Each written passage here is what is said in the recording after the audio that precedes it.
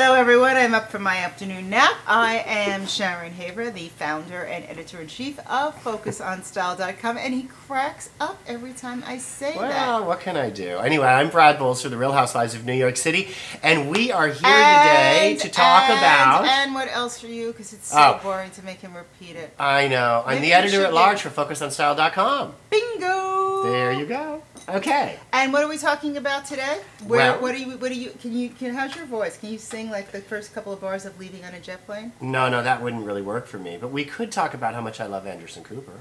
What does Anderson Cooper have to do with Leaving on a Jet Plane? Because he actually, how much does that man travel? A lot, and he always wears a black T-shirt. And he looks so hot. I know, and that little, and he wears a baseball cap, thinking nobody's going to recognize him. Well, anyway, we're segueing into one of the most important subject matters, which is... Do you know that this time I stole the prop? Brad did not come in with the fake prop. We are going to talk today about travel wardrobe and what you need to do and how you need to do it and what you need to pack in your carry-on, because there seems to be some confusion when it comes to what you take in your carry-on in this day and age because of security risks.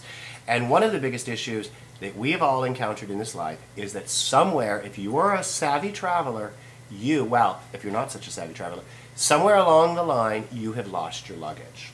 It's happened to every one of us. I'm not going to mention there are a couple specific airports in this country, but there's one of them in particular that is legendary for losing your luggage. I've lost my luggage 3 times in that airport in the last 20 years. Well, the other thing is, you need to have what you pack in your carry-on to be rather creative, that you can spend a lot of time in what you might get stuck in. And one of my worst creative carry-on. One of my weirdest experiences was when I was a stylist. We were doing a swimwear shoot in Puerto Vallarta, and it was dead winter in New York, and it was freezing, and we were going to beautiful, warm, hot Puerto Vallarta. And just as I was leaving, the messenger came with a bag of, it was from Gotex, I remember that clearly, bathing suits and cover-ups for the model, and I shoved it in my carry-on bag because my suitcases were already packed and all the, the wardrobe for the shoe was packed. Okay. So I got to Puerto Vallarta, and what happens? They lost. Of course they lost not only my luggage, but all the wardrobe for the photo shoot. So the only thing we had for 5 days to shoot with was the one bag of Gotex bathing suits and cover-ups. And did you ever try to get clothes in Puerto Vallarta? All I could get were like black pull-on shorts with gold lame saying some Arriba or something on it.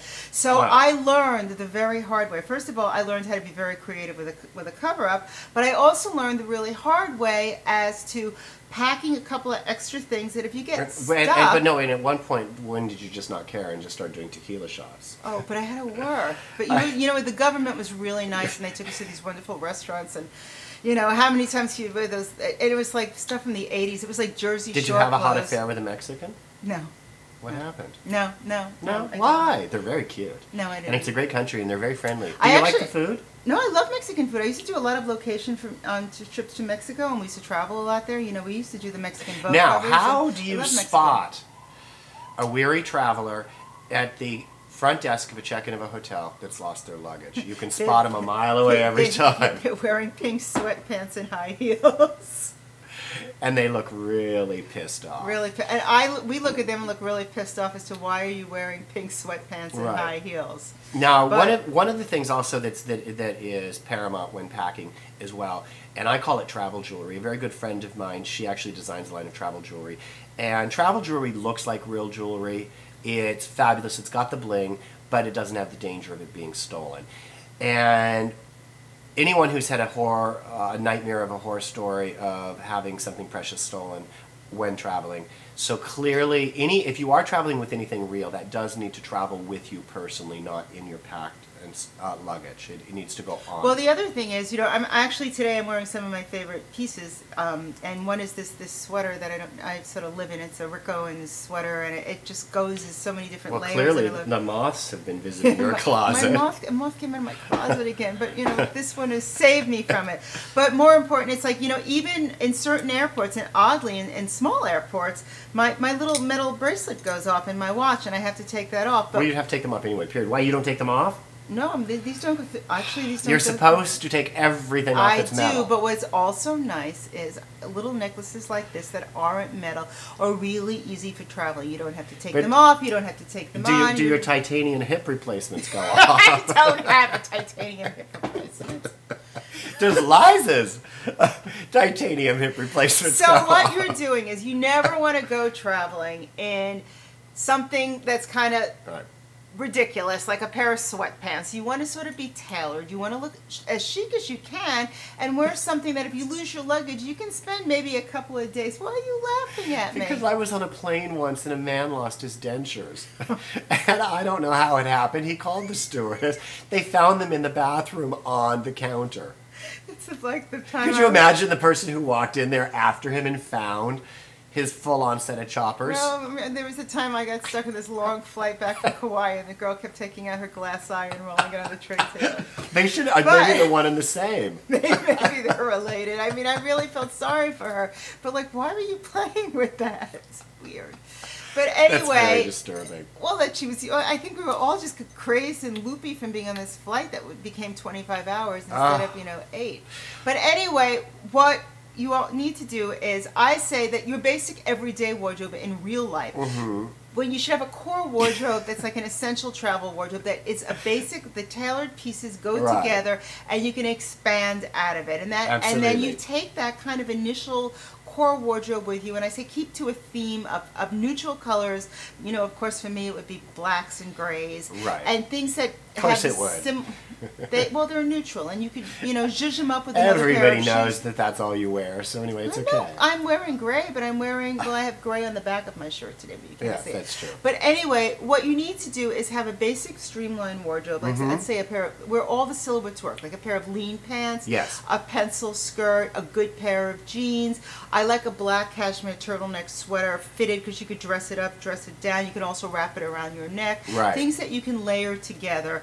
If you go into warmer climates, you switch it out to maybe a pair of shorts or a shorter skirt, and that really good pair of jeans, not the sloppy, schleppy tourist ones, but the good, well-fitting, darker wash that you can wear. Absolutely, and your travel shoes are essential. That first, that you have a very comfortable pair. After traveling, as you know, your feet expand. It takes several hours for them to actually kind of go back to normal. And if you're going to do a tremendous amount of walking where you go, you also want to wear comfortable shoes, but you don't want them to be a visual nightmare. No, you don't want to wear the big white boxy tourist sneakers. No. Or what is that craze that's come out in the last couple of years? Those rubber, plastic, what are they called? Those shoes that doctors and chefs wear. What are those things called?